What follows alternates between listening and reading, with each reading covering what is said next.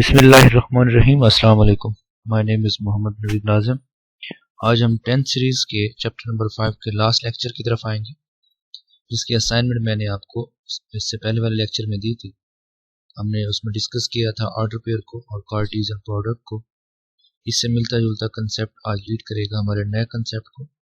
ये बहुत ही important definitions है जो कि हमारे एग्जाम्स में अक्सर पूछी जाती हैं और हायर क्लासेस में ये हमारे सिलेबस का हिस्सा ही रहती है अगर हमारा ताल्लुक मैथमेटिक्स के साथ रहता है। तो इस लेक्चर में हम डिस्कस करेंगे फंक्शन और उसकी टाइप्स को डिस्कस करेंगे। तो देखते हैं हमारे पास एक्चुअली फंक्शन किस चीज़ के बराबर है। फंक्शन के लिए पहले आपके माइंड में कार्टेशियन प्रोडक्ट का होना लाजमी है। फंक्शन जिसको हम आम अल्फाज में मैपिंग भी कहते हैं, हमारे पास दो नॉन एम्प्टी सेट्स का होना लाजमी है। Suppose A and B are two non empty sets. इन दोनों में कोई ना कोई एलिमेंट होना चाहिए, कोई सेट खाली नहीं होना चाहिए। Then F B a function from A to B is called a function. यहाँ पे बहुत मैटर करता है। F is a function from A to B. जो सेट पहले आ रहा है इसका अपना नेम है और जो सेट बाद में आ रहा है इसका भी खास नेम है, इसलिए ये मैटर करता है। That is function is from where to that. अगर ये ए टू बी है तो हमें Cartesian product A cross B निकालनी होगी। अगर ये बी टू ए है तो हमें कार्टेशियन प्रोडक्ट बी क्रॉस से निकालनी होगी। तो इस केस में ये जो ए है ये डोमेन कहलाता है और ये जो सेट बी है ये को डोमेन कहलाता है। और बी के एलिमेंट्स पे जो इमेज बनेंगे उनको रेंज का नाम देंगे। इसको आगे हम एक्सप्लेन करेंगे। Is called a function. ये फंक्शन कहलाएगा अगर ये तीन बातें सेटिस्फाई करते हैं। ये F from A to B function कहलाएगा अगर ये तीन बातें सेटिस्फाई करे। Number one, F must be a relation. अब रिलेशन के बारे में हमने पढ़ रखा है। रिलेशन है तो इट मीन्स कि मुझे ए क्रॉस बी फाइंड करना होगा। ए क्रॉस बी फाइंड करके मुझे फिर निकालना होगा any subset of A cross B, यानी कार्टेशियन प्रोडक्ट का सबसेट निकालना होगा। तो फिर उसके बाद अगर ये बात भी सेटिस्फाई हो जाती है, दूसरी बात होनी चाहिए हम इस एफ की यानी एफ में जो एलिमेंट्स आ चुके हैं, जो ऑर्डर पेयर आ चुके हैं, उनकी डोमेन निकालें तो डोमेन पहले सेट के बराबर होनी चाहिए। और तीसरी बात यह है कि every element of x, every element of A appears in one and only one order pair in F। के ऑर्डर पेयर के अंदर ए के जो एलिमेंट है वो एक बार है, रिपीट ना हो। और ए के एलिमेंट एक्चुअली किसके बराबर है? डोमेन के बराबर है। आम अल्फाज में फिर हम ये कहेंगे कि डोमेन के एलिमेंट रिपीट नहीं होने चाहिए। याद रखिएगा कि फंक्शन के होने या ना होने को डिसाइड करता है डोमेन, और फंक्शन की टाइप्स को डिसाइड करता है रेंज। यानी कि फंक्शन का होना डिपेंडेंट है डोमेन पे और फंक्शन की टाइप्स डिपेंडेंट है रेंज के ऊपर। तो अगर ये तीन पॉइंट सेटिस्फाई हो जाते हैं कि फंक्शन वही जो एफ है उसे सबसे पहले रिलेशन होना चाहिए। नंबर टू, हम उस रिलेशन की डोमेन निकालें तो वो पहले सेट ए के बराबर आनी चाहिए। नंबर थ्री, डोमेन के एलिमेंट्स रिपीट नहीं होने चाहिए। तो अगर ये तीन बातें सेटिस्फाई हो रही हैं तो ये जो एफ होगा ये अब फंक्शन कहलाएगा। ये बात याद रखिएगा कि अगर इन तीनों में से कोई एक बात भी सेटिस्फाई नहीं होगी तो ये फंक्शन नहीं होगा। अगर ये एफ रिलेशन बन जाता है तो ये लाजमी नहीं है कि ये फंक्शन भी हो। तो ये बात अभी हम आगे जाके डिस्कस करेंगे कि every function is a relation but converse is not true. For example मेरे पास दो नॉन एम्प्टी सेट है। Set A is equal to 0 1 2 3 and set B is equal to 1 2 3 4 5। तो हमने कहा है जी F B a function from A to B. मुझे साफ जरा फिर ए क्रॉस बी निकालना होगा। सच दैट अब मुझे वो फंक्शन बताया जा रहा है कि वो इस तरह से होने चाहिए। आप पहले ए क्रॉस बी निकालेंगे और ए क्रॉस बी में वो ऑर्डर पेयर निकालेंगे जो इस इक्वेशन को सेटिस्फाई करेंगे। y is equal to X plus one, जबकि x का ताल्लुक पहले सेट से और y का ताल्लुक दूसरे सेट से। ये बात हम पहले से जानते हैं कि ऑर्डर पेयर में पहला जो एलिमेंट होता है उसका ताल्लुक पहले सेट से होता है और जो सेकंड एलिमेंट होता है उसका ताल्लुक सेकंड सेट से होता है। तो पहले मैंने ए क्रॉस बी निकालना है। तो मेरे पास ए क्रॉस बी में set A cross set B. तो जब हम कार्टेशियन प्रोडक्ट निकालते हैं तो मेरे पास ये तमाम एलिमेंट्स आ जाते हैं जो कि हम प्रीवियस एक्सरसाइज में भी डिटेल कर चुके हैं। तो by definition y is equal to X plus one है। y is equal to X plus one ये मेरे पास रिलेशन है जो मैंने निकालना है। यानी वो ऑर्डर पेयर निकालने हैं जिनमें अब जैसा कि ये है 0 1। क्यों? क्योंकि x मेरे पास 0 है। 0 प्लस 1 करें तो वो y के बराबर है। 0 यानी x+1, x मेरे पास यहाँ पे 0 है, वो ऑर्डर पेयर निकालने हैं जिसमें x+1 करें तो जवाब सेकंड के बराबर है। सेम एज 1,2 मेरे पास नेक्स्ट ये भी है, क्योंकि x+1 तो ये 1+1 जो है वो सेकंड के बराबर है। सेम एज 2,3 एंड 3,4 ये वो तमाम ऑर्डर पेयर हैं जो इस गिवन इक्वेशन को सेटिस्फाई करते हैं। y कहते हैं सेकंड एलिमेंट को और x कहते हैं फर्स्ट एलिमेंट को। तो अब मैंने देखना ही है कि क्या ये जो है f ये अभी फंक्शन नहीं डिसाइड हुआ, अभी मैंने ये रिलेशन निकाला है। This is a relation because this is the subset of the given Cartesian product. तो ये रिलेशन है। फिर इसके बाद मैं डोमेन निकालता हूँ। डोमेन होते हैं इन ऑर्डर पेयर के पहले एलिमेंट। ये पहला एलिमेंट 0 है, ये पहला एलिमेंट 1 है, ये पहला एलिमेंट 2, ये पहला एलिमेंट 3। मेरे पास डोमेन के एलिमेंट्स आएंगे 0, 1, 2, 3। तो एक्चुअली अगर हम गौर करें तो 0, 1, 2, 3 सेट ए के बराबर है, तो हमारी दूसरी कंडीशन भी सेटिस्फाई होगी। तीसरी कंडीशन पे आते हैं कि every element of domain do not repeat. Domain के जो एलिमेंट हैं 0 फिर बाद में किसी पहले में नहीं आया, 1 एक बार आ रहा है, 2 भी एक बार और 3 भी एक बार आ रहा है, तो डोमेन के एलिमेंट रिपीट नहीं हो रहे, तो लिहाजा f जो है ये फंक्शन बन चुका है। सेम एज हम मूव करते हैं नेक्स्ट एक और एग्जांपल की तरफ, वेरी इंपॉर्टेंट एग्जांपल, कि अगर हमारे पास C1, C2, C3 3 चिल्ड्रन हो, late C1, C2, C3 be 3 children and M1, M2 be 2 men, said that C1 and C2 said that the father of C1 and C2 is M1 and father of C3 is M2। दिया ये गया कि C1, C2, C3 तीन बच्चे हैं और M1, M2 दो fathers हैं। C1 और C2 का बाप M1 है और C3 का बाप M2 है। ये बात हमें बता दी गई है। Find a relation child father, ये वर्ड बहुत इंपॉर्टेंट है, ये तरतीब बहुत इंपॉर्टेंट है। चाइल्ड फादर इट मीन्स कि मैंने चाइल्ड फादर के दरमियान क्रॉस प्रोडक्ट कार्टेशियन प्रोडक्ट लेना है। तो इसमें सबसे पहले हम चाइल्ड का सेट पुट करेंगे और बाद में फादर का सेट पुट करेंगे। तो इस और जब हम ऑर्डर पेयर बनाएंगे तो उसमें पहले चाइल्ड आएगा फिर बाद में फादर आएगा। इज अ फंक्शन और नॉट, ये बात हमने चेक करनी है। तो ये चेक करने के लिए फंक्शन की तीन बातें सेटिस्फाई करना होगी। पहली बात कि ये रिलेशन होना चाहिए। अब रिलेशन के लिए मुझे कार्टेशियन प्रोडक्ट पे जाना पड़ेगा। तो सबसे पहले हम ये कहते हैं कि let C is equal to set of children that is C1, C2, C3 and F is equal to set of father that is equal to M1 and M2। तो रिलेशन है चाइल्ड फादर, तो मैंने find करना है C cross F। अगर ये होता father child तो मैंने फाइंड करना होता है F क्रॉस C।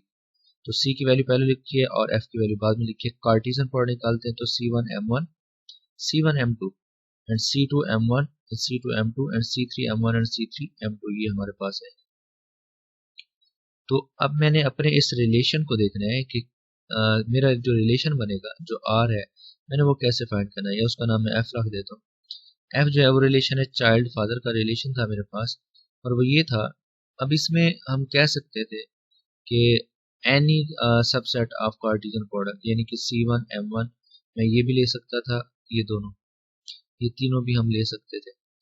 तो एनी की बात नहीं करेंगे, हम उसकी गिवन इंफॉर्मेशन के मुताबिक बनाएंगे।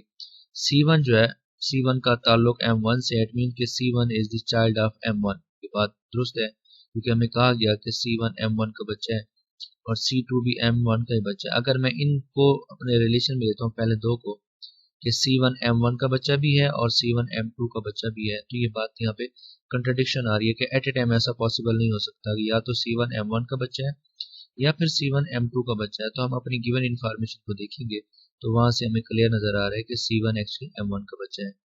और अगर मैं यहाँ पे बात करूँ कि C2 M2, यानी C2 जो है वो M2 का बच्चा भी है और यहाँ पे कह रहा है कि C2 M1 का बच्चा भी है, तो इनमें से कोई एक बात दोस्तों। सेम एज C3 जो है वो M1 का बच्चा है और C3 M2 का बच्चा भी है, तो एट ए टाइम ये पॉसिबल नहीं है। तो हमारे गिवन रिलेशन के मुताबिक हमारी जो बेस्ट और करेक्ट इन्फॉर्मेशन है वो यही है कि C1 M1 का बच्चा है और C2 भी M1 का बच्चा है, जबकि C3 M2 का बच्चा है। तो अब हम ये हमारा रिलेशन है बिकॉज दिस इज सबसेट, और ये एक रिलेशन है जो पहले ऑर्डर करके पहले और दूसरे एलिमेंट के दरमियान एसोसिएट करता है। This is a relation. फिर हम आते हैं इसकी, अगर हम डोमेन फाइंड करें तो डोमेन में आएगा C1, C2 एंड C3 जो कि पहले सेट के बराबर है। फिर हम अगर देखें गौर से तो हमारे पास डोमेन के एलिमेंट्स रिपीट नहीं हो रहे, तो लिहाजा तीसरी कंडीशन भी सेटिस्फाई होगी। तो लिहाजा F जो है ये फंक्शन होगा। अब हम डिस्कस करते हैं कि एफ फंक्शन कब नहीं होगा। ये बात तो हमने पढ़ ली कि ये तीन बातें सेटिस्फाई करेगा तो फंक्शन होगा। ये फंक्शन कब नहीं होगा? अगर इन तीनों में से कोई एक बात भी सेटिस्फाइड ना हो, यानी अगर एफ रिलेशन नहीं है तो हमें आगे जाने की जरूरत ही नहीं, हम उधर ही कह देंगे कि एफ रिलेशन नहीं है तो लिहाजा ये फंक्शन भी नहीं होगा। फर्ज किया अगर एफ रिलेशन है तो फिर हम दूसरी कंडीशन पे आएंगे। फिर अगर अगर रिलेशन है तो फिर जब दूसरी कंडीशन में आएंगे तो डोमेन को सेट ए के बराबर होना चाहिए। अगर वो सेट ए के बराबर नहीं है तो हम तीसरी कंडीशन पे नहीं जाएंगे, हम इधर कह देंगे F is not a function. तो अगर ये दो कंडीशन भी सेटिस्फाई हो जाते हैं तो फिर हम तीसरी कंडीशन पे आएंगे कि क्या डोमेन के एलिमेंट रिपीट हो रहे हैं। तो अगर रिपीट हो रहे होंगे तो ये फंक्शन नहीं होगा। अगर डोमेन के एलिमेंट रिपीट नहीं हो रहे होंगे तो ये फंक्शन होगा हमारे पास। हम इससे रिलेटेड चंद एक एग्जांपल लेंगे कि कब ये फंक्शन है और कब ये फंक्शन नहीं है। और यहाँ पर सबसे इंपॉर्टेंट बात कि every relation need not to be a function. हर जो रिलेशन होगा उसका फंक्शन होना लाजमी नहीं है, लेकिन जो इसका उलट है कि हर फंक्शन का रिलेशन होना लाजमी है। मिसाल के तौर पर मेरे पास दो नॉन एम्प्टी सेट है, ए सेट है 1 2 3, बी सेट है मेरे पास ए बी सी डी। हम इसको दूसरे अंदाज से जरा करने की कोशिश करते हैं। मैं इसको कि फर्ज के मेरे पास ये पहला सेट है, ये सेट ए है और इसके एलिमेंट्स हैं 1 2 एंड 3। और दूसरा सेट है मेरे पास ए बी सी डी। ये ए है, ये बी है, ये सी है और ये मेरे पास डी के एलिमेंट्स है।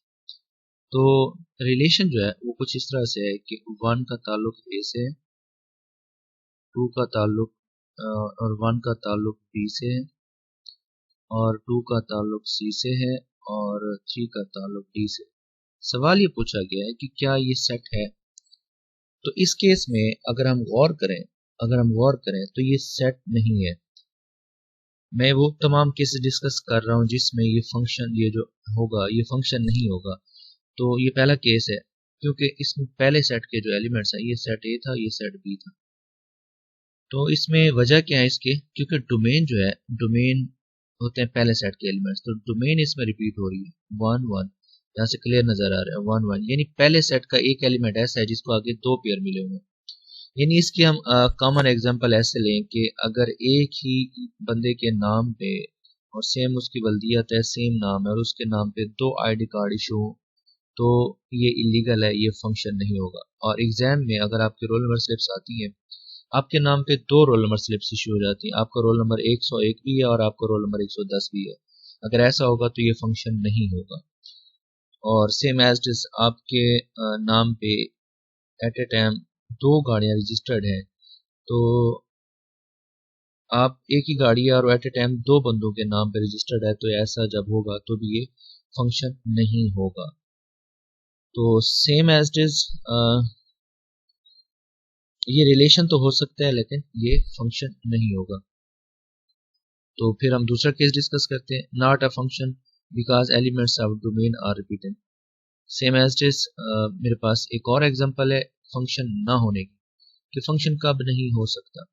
ये अगर मेरे पास है 1 2 3 4, मैं यहाँ पे इसको अगर ड्रा करूँ तो मेरे पास ये सेट ए है, इसके एलिमेंट्स मेरे पास 1 2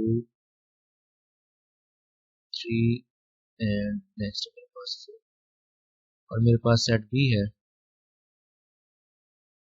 और इसके एलिमेंट्स है मेरे पास ए बी एंड सी। तो देखते हैं, इसमें ये है कि मेरे पास 1 का इमेज बन रहा है ए पे, 2 का इमेज बन रहा है मेरे पास बी पे, और 3 का इमेज बन रहा है सी पे। लेकिन ए सेट के अंदर एक एलिमेंट ऐसा है जिसको इमेज नहीं मिला, तो इसके तीसरे पॉइंट के अकॉर्डिंग सेट ए के हर एलिमेंट को एक यूनिक इमेज मिलना चाहिए सेट बी के अंदर। और दूसरे पॉइंट के मुताबिक भी अगर हम डोमेन निकालें तो डोमेन जो है, डोमेन में आ रहे हैं 1 2 3, अगर हम यहाँ से निकालें 1 2 3 इसकी डोमेन आ रही है जो कि सेट ए के बराबर नहीं आ रही, तो लिहाजा ये फंक्शन नहीं है। फिर इसी से मिलता जुलता एक कंसेप्ट है कि अगर फर्ज किया यहाँ पर तमाम एलिमेंट को इमेज मिल जाए और इस सेट के अंदर कोई एलिमेंट ऐसा हो जो बच जाए, तो वो उस केस में ये फंक्शन होगा या नहीं होगा। इस तरह से रिलेटेड हम एग्जांपल करते हैं। वो ये है कि अगर मेरे पास ये सेट ए है इसके अंदर एलिमेंट्स है मेरे पास 1 2 3 और ये मेरे पास 4 है। सॉरी इसमें 4 नहीं है, इसमें है मेरे पास 1 2 3 और सेट बी में मेरे पास ए बी सी डी, ये 4 एलिमेंट है। ये ए, ये बी, ये सी एंड ये डी। अब इसमें मेरे पास जो 1 का इमेज है वो ए पे बनेगा, 2 का इमेज बी पे बनेगा, 3 का इमेज सी पे बनता है। अब डी एक ऐसा एलिमेंट है जिसको इमेज नहीं मिला, यानी कोडोमेन में एक ऐसा एलिमेंट है जिसको इमेज नहीं मिला।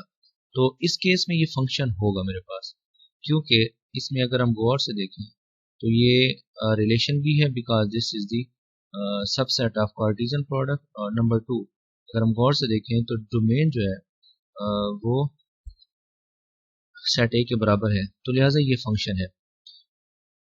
और इसमें पहले सेट के हर एलिमेंट को एक यूनिक एलिमेंट मिला हुआ है और डोमेन के एलिमेंट रिपीट भी नहीं हो रहे। 1 2 3 यहाँ पे क्लियर नजर आ रहा है। अब हम यहाँ पे पहले बात कर गए थे, ये पहला जो सेट होता है ये डोमेन कहलाता है, यानी ए सेट डोमेन कहलाता है, बी सेट को डोमेन कहलाता है, और सेट बी के वो एलिमेंट जिन पे इमेज बनना होता है वो रेंज कहलाता है। यानी कि ये इस सेट के अंदर मेरे पास जो डोमेन है ये है 1 2 3, ये पूरी की पूरी डोमेन है, यानी पहले सेट के तमाम एलिमेंट डोमेन कहला रहे हैं। और मेरे पास जो रेंज है, रेंज जो है इस केस में वो एलिमेंट्स हैं सेट बी के जिन पे इमेज बन रहा है। और इमेज किन पे बन रहा है? इमेज बन रहा है मेरे पास ए पे बन रहा है, बी पे बन रहा है और सी पे इमेज बन रहा है। ये मेरे पास रेंज है। समटाइम्स रेंज और कोड डोमेन बराबर भी हो सकते हैं। अब ये जो बी है दूसरा सेट, ये कोड डोमेन कहलाता है। और बाज़ औक़ात ऐसा भी हो सकता है कि हमारे पास रेंज और कोड डोमेन बराबर भी हो सकते हैं। तो सेट बी के जिन एलिमेंट्स पे इमेज बनेगा वो रेंज कहलाएंगे, और पहला सेट डोमेन कहलाएगा और दूसरा सेट ये कोड डोमेन कहलाएगा। इनकी डेफिनेशन हम पहले कर चुके हैं। अब हम आते हैं टाइप्स ऑफ फंक्शन की तरफ। मैं पहले बता चुका हूँ कि टाइप्स ऑफ फंक्शन के लिए हम ज़रा गौर करेंगे रेंज के ऊपर, क्योंकि रेंज ही डिसाइड करेगी हमारे पास कि फंक्शन हमारे पास किस नेचर का होगा। तो देखते हैं, सबसे पहले मेरे पास फंक्शन है इनटू फंक्शन। इनटू फंक्शन की हम जब डेफिनेशन करते हैं तो इन तमाम डेफिनेशन में स्लाइटली सा थोड़ा सा फर्क है। पहली बात यह है कि इसकी डेफिनेशन में कि अगर मेरे पास f एक फंक्शन है from a to b is called into function if at least one element in b is not an image of some element of a। जिस तरीके से मैंने अभी लास्ट एक एग्जांपल कर रहा था, अभी प्रीवियस एक एग्जांपल की है, तो उसमें देखते हैं कि क्या ये बात होती है। मैं इससे रिलेटेड एक एग्जांपल करता हूँ, उस एग्जांपल में आपको ये बात समझ आएगी कि फ़र्ज़ के मेरे पास ये f कोई रिलेशन है जबकि सेट है मेरे पास a इक्वल टू 0 1 2 3 और b है मेरे पास 1 2 3 4। तो इससे रिलेटेड मैं ये डायग्राम बनाने की कोशिश करता हूँ। ये पहला सेट a है जिसके एलिमेंट्स है मेरे पास 0 1 2 एंड 3। फिर मेरे पास दूसरा सेट है, इसके एलिमेंट्स है मेरे पास नेक्स्ट वो है जी 1 2 3 एंड 4। तो रिलेशन ये कहता है कि 0 का इमेज 1 के साथ है, यानी 0 is connected with 1 and 1 is connected with also 1 and 2 is connected with 3 and 3 is connected with 2। तो इसमें हर एलिमेंट को एक इमेज मिल रहा है। अगर किसी के माइंड में ये आ रहा हो कि पहले सेट के दो एलिमेंट आगे एक ही एलिमेंट पे इमेज बना रहे हैं, तो अगर ऐसा हो जाए तो भी ये फंक्शन होगा। मैं इसकी आम अल्फाज में मैं एग्जांपल पहले भी दे चुका हूँ, इससे रिलेटेड इस केस में ये फंक्शन होगा। अब अगर किसी के माइंड में कन्फ्यूजन है तो हम उस कन्फ्यूजन को दूर कर देते हैं कि अगर क्लास में कोई 50 मार्क्स का टेस्ट लिया जाता है मैथमेटिक्स का, दो स्टूडेंट्स के 50 बाई 50 आ सकते हैं, और अगर एक ही स्टूडेंट के सेम टेस्ट में दो नंबर आ जाएं, यानी 10 भी आ जाए और 50 भी आ जाए, तो वो फंक्शन नहीं होगा। यानी कि इसके 1 भी है नंबर और इस 0 के 2 भी हैं, तो ये फंक्शन नहीं होगा। लेकिन 0 के भी 1 मार्क आ रहे हो और 1 के भी 1 मार्क्स आ रहे हो, तो ये फंक्शन पॉसिबल हो सकता है। यानी कि अब एक ही बंदा है, उसकी दो गाड़ियां हो सकती हैं, एक ही बंदे की दो गाड़ियां हो सकती हैं। ये एक बंदा है इसकी गाड़ी का नंबर 0 भी है और एक और गाड़ी है उसका नंबर 1 भी है। तो इस केस में ये फंक्शन होगा। एक और एग्जांपल है, वो रोज़मर्रा ज़िंदगी से ही है। अजीब सी एग्जांपल है, देते हुए अच्छा नहीं लगता, लेकिन कंसेप्ट क्लियर करने के लिए हम इस एग्जांपल को एक्सप्लेन कर सकते हैं। वो एग्जांपल ये है कि अगर एक एक मर्द की एट ए टाइम 2 बीवियां हो सकती हैं, ये 1 है, इसकी एट ए टाइम 2 बीवियां हो सकती है हमारे मजहब के मुताबिक, लेकिन एक औरत की एट ए टाइम 2 हस्बैंड नहीं हो सकते। अगर ऐसा होगा तो रिलेशन तो होगा, लेकिन ये फंक्शन नहीं होगा। सॉरी अगर आपकी एग्जांपल बुरी लगी हो, लेकिन याद रखने के लिए ये आसान ही है। तो अब इस केस में हम अगर गौर फरमाएं यहाँ पे, तो हमने कहा कि रेंज ही डिसाइड करेगी हमारे फंक्शन की टाइप्स को। जब हम रेंज निकालते हैं तो रेंज में मेरे पास आते हैं सेकंड एलिमेंट्स 1 1 3 एंड 2, 1 1 3 एंड 2। इसमें रेंज के एलिमेंट रिपीट अगर हो भी रहे हो तो उससे कोई फर्क नहीं पड़ता। तो लेकिन इसमें अगर हम गौर करें तो जो रेंज है वो कोडोमेन के बराबर नहीं है 1 2 3 4। तो ये कोड इसकी प्रॉपर सबसेट है। ये जो रेंज है कोडोमेन का प्रॉपर सबसेट है। तो अगर रेंज कोडोमेन की प्रॉपर सबसेट हो तो फंक्शन इनटू फंक्शन कहलाएगा। तो इसमें हम नेक्स्ट फंक्शन की टाइप की तरफ आते हैं और देखते हैं उसमें क्या डिस्कस करते हैं। Onto function. Onto function में मेरे पास है कि अगर मेरे पास f is a function from a to b is called an on to function if every element of set b is an image of at least one element of set a, it is also called injective function। हमने previous में पढ़ा था कि अगर range proper subset हो codomain का तो ये इनटू फंक्शन होगा, लेकिन अगर ये रेंज बराबर हो जाए इस कोडोमेन के तो ये आपका ऑन टू फंक्शन होगा। इसको हम नेक्स्ट सॉरी ये सरजेक्टिव फंक्शन, ये गलती है। तो मेरे पास ऑन टू फंक्शन जो होता है हम इसको सरजेक्टिव फंक्शन कहते हैं, इंजेक्टिव फंक्शन नहीं है ये सरजेक्टिव फंक्शन है। तो इसकी एग्जांपल लेते हैं। तो एग्जांपल में है मेरे पास 0 1 2 3 और मेरे पास नेक्स्ट सेट है 1 2 3। यहाँ पे एक सेट लेते हैं, सेट ए के एलिमेंट्स हैं 1 2 0 1 2 3 और मेरे पास नेक्स्ट है सेट बी, ये है मेरे पास 1 2 एंड 3। तो इसमें रिलेशन बता रहा है कि 0 का इमेज 1 पे बनेगा और 1 का इमेज 2 पे बनेगा और 2 का इमेज 3 पे बनेगा और फिर 3 का इमेज 2 पे भी बन रहा है। तो सेम वही मिसाल है कि एक आदमी के 2 शादियां हैं, तो ये फंक्शन है। अगर यहाँ पे एक के आगे 2 इमेज बन रहे होते तो वो फंक्शन ना होता हमारे पास। यानी कि 2 स्टूडेंट्स के 50/50 मार्क्स आ सकते हैं, तो लिहाजा ये फंक्शन तो है।